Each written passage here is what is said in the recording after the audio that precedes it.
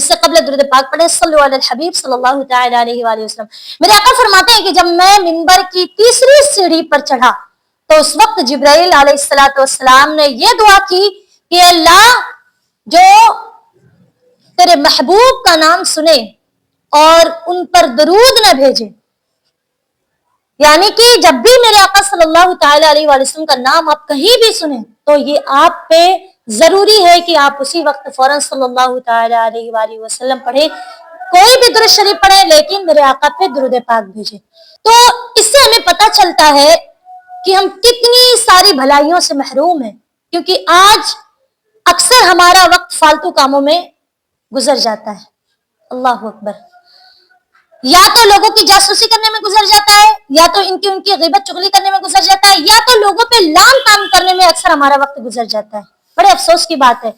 خیر، جن کی فطرت ہوتی ہے لام کام کرنے کی وہ وہی کرتے رہ جائیں گے اور وہ کچھ نہیں کر پائیں گے کبھی زندگی میں۔ کہ رمضان المبارک کا یہ عظیم اور مقدس موقع ہے تو کیوں نہ ہم اپنے اللہ کو راضی کر لیں اور اپنی بخشش طلب کریں اللہ سے، اور اللہ ہماری بخشش بھی فرما دے۔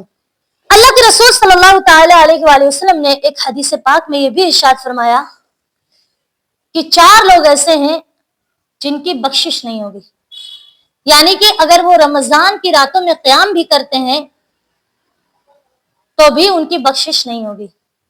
کون کون سے لوگ ہیں؟ دھیان سے سنیے۔ سب سے پہلے وہ شخص جو دن رات شراب نوشی کرتا ہے، یعنی شراب کے نشے میں دھت رہتا ہے، اس کی بخشش نہیں ہوتی۔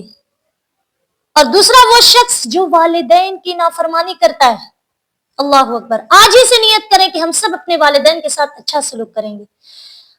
آپ ذرا اندازہ لگائیں کہ کیا کبھی آپ کو یہ ہمت پڑتی ہے کہ آپ دعا کریں کہ اللہ میری اولاد کو میرے نقش قدم پر چلا؟ کبھی ہمت پڑتی ہے؟ نہیں، کیونکہ ہم اپنا کیریکٹر خود جانتے رہتے ہیں۔ کبھی بھی ایک بندے کو یہ ہمت نہیں پڑتی کہ وہ یہ کہے کہ اللہ میری اولاد کو میرے جیسا بنا۔ ہر ایک کے دل میں خوف ہوتا ہے، ہر ایک چاہتا ہے کہ میری اولاد فرما بردار بنے، لیکن افسوس کہ ہم خود فرما برداری نہیں کرتے والدین کی۔ تو ہم سب نیت کریں انشاءاللہ کہ والدین کے ساتھ نرمی سے پیش آئیں اور ان کے جو حقوق ہیں انہیں پیش نظر رکھیں۔ تو دوسرا وہ شخص جو والدین کی نافرمانی کرتا ہے، اور تیسرا وہ شخص جو اپنے دل میں بغض رکھتا ہے، کینہ رکھتا ہے کسی کے لیے۔ میں تو سمجھتی ہوں کہ اگر کوئی بات ہو، کوئی ٹینشن ہو تو انسان اگر آپس میں بیٹھ کے اس کو ڈسکس کر لے، اپنی غلطیوں کو سلجھا لے تو وہ زیادہ بہتر ہوتا ہے۔ لیکن مسئلہ یہ ہے کہ جب آپ کسی کو کوئی اچھی بات سمجھانے کی نیت سے اگر آپ اس کے سامنے جھک جاتے ہیں کہ چلو بھیا مجھے معاف کر دو، مجھ سے غلطی ہو گئی، تو وہ پھر آپ کو اور زیادہ لوگوں میں آپ کی عزت کا کیچڑ اچھالنے لگتا ہے۔ اس کو لگتا ہے کہ ارے میں نے بہت بڑی فتح کر لی، یہ خود جھکا میرے سامنے، مطلب یہی غلط تھا تبھی تو۔ ایسا نہیں ہے ناظرین، کبھی کبھی بندے کے دل میں خدا کا خوف ہوتا ہے اور وہ جھک جاتا ہے اللہ کی رضا کے لیے، لیکن جب جھکتا بھی ہے تو لوگ اس کا مس یوز کرتے ہیں، غلط استعمال کرتے ہیں۔ اٹس رانگ، یہ غلط ہے، ایسا نہیں ہونا چاہیے۔ ہم اللہ کی رضا کے لیے اگر کسی سے کوئی بغض ہے، کینہ ہے، دل میں تکلیف ہے تو ہم آپس میں ڈسکس کر لیں، اس سے بات کر لیں۔ کبھی کبھی ایسا ہوتا ہے کہ اصل میں بندوں میں وہ میٹر ہوتا ہی نہیں جو 2 بندے لڑا دیتے ہیں بندوں میں، اور اس طریقے سے پھر معاملات بہت زیادہ تیزی اور زور پکڑ لیتے ہیں، پھر ہر جگہ نفرت کی آگ جلنے لگتی ہے۔ تو میں سمجھتی ہوں کہ یہ بہتر ہے، اور ہمیں یہ بھی چاہیے کہ اگر کوئی جھک کے معافی مانگ لے تو میں تو سمجھتی ہوں بلکہ وہ حقیقتاً یہی ہے کہ وہ بڑا ہوتا ہے جو جھک کے معافی مانگتا ہے۔ خیر، اللہ ہم سب کو بغض، کینہ، حسد اور ہر طرح کے گناہوں سے پاک رکھے۔ تو ایسے شخص کی بھی بخشش نہیں ہوتی جو اپنے دل میں بغض رکھتا ہے، کینہ رکھتا ہے۔ اب وہ چوتھا کون سا انسان ہے؟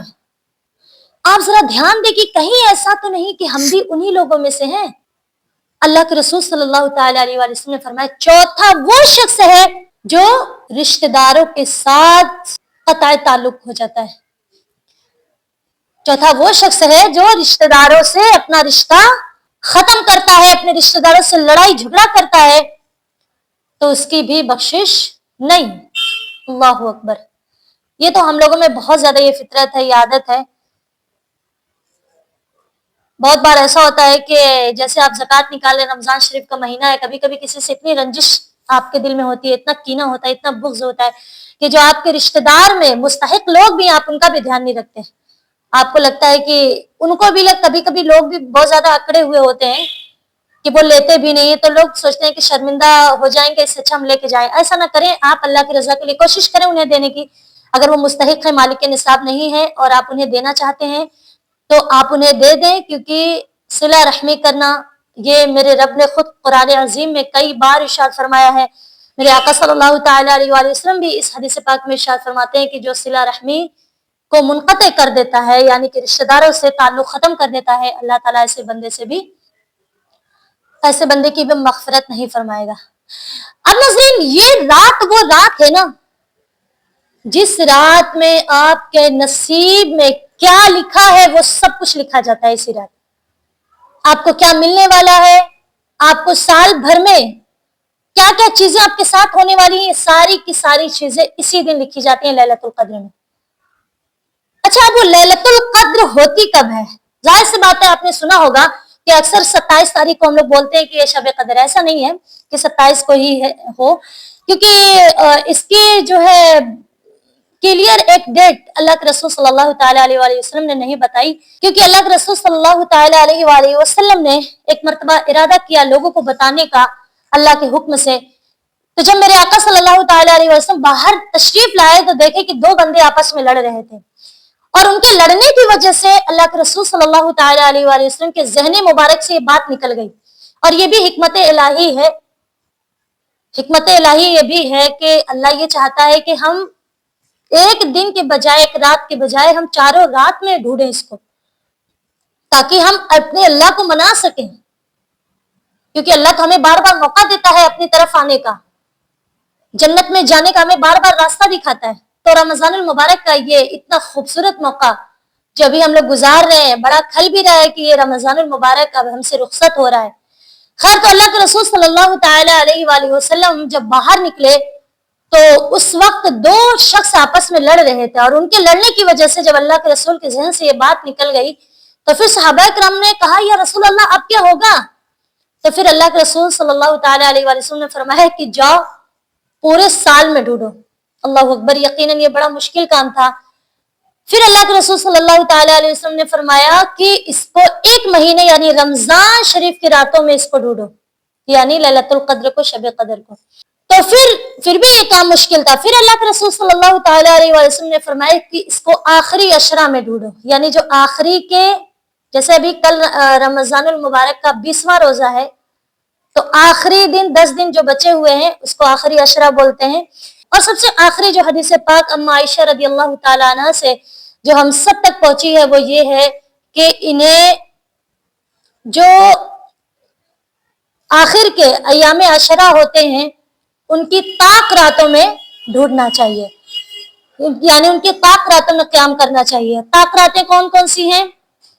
جیسے کہ رات ہوگی وہ 21ویں کی رات ہوگی، تو 21ویں رات 21، 23، 25، 27، 29 اگر ملی تو یہ 4-5 راتیں ایسی ہیں جس میں آپ کو شب قدر ملے گی. لیکن اللہ کے رسول صلی اللہ علیہ وسلم نے یہ فائنلی نہیں بتایا کہ کون سی رات ہے جس کو ہم لوگ 27 کو سمجھتے ہیں. ایسا نہیں ہے، کیونکہ یہ 21 کی رات بھی ہو سکتی ہے، 23 کی بھی ہو سکتی ہے، 25 کی بھی ہو سکتی ہے، اور یہ 27 کی بھی ہو سکتی ہے، 29 کی بھی ہو سکتی ہے. کیونکہ اما عائشہ رضی اللہ تعالیٰ عنہ سے جو حدیث پاک ثابت ہے اس میں یہی ہے کہ طاق راتوں میں ڈھونڈو.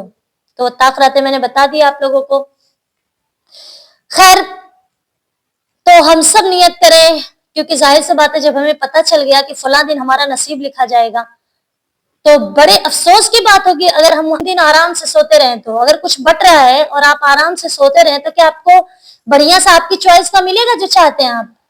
نہیں نا. اللہ کی رحمت تو خیر بہت بڑی ہے، اللہ تو بہت بڑا ہے، اور اللہ یقیناً اپنی رحمت سے جو چاہے جسے چاہے عطا کرتا ہے. لیکن ہمیں اللہ سے ڈرنے کا، اپنے دل میں خدا کا خوف رکھنے کا ہمیشہ ایک جذبہ ہونا چاہیے. اور ہم اللہ سے دعا کرتے ہیں کہ اللہ مجھ گنہگار کو سب سے پہلے عمل کی توفیق دے، پھر آپ سب کو. السلام علیکم ورحمۃ اللہ وبرکاتہ.